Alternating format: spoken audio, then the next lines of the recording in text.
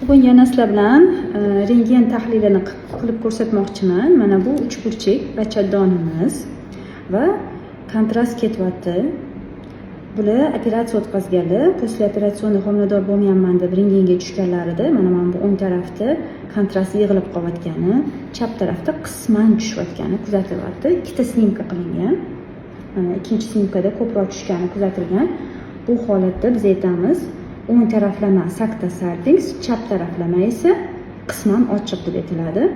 Bemorimiz posle operatsionni trubalarini ochtirganlar va polip oldirganlar. Hozirda qayta homilador bo'la olmayaptilar. 2 marta kesarva bilan homiladorlik tuqqanlar.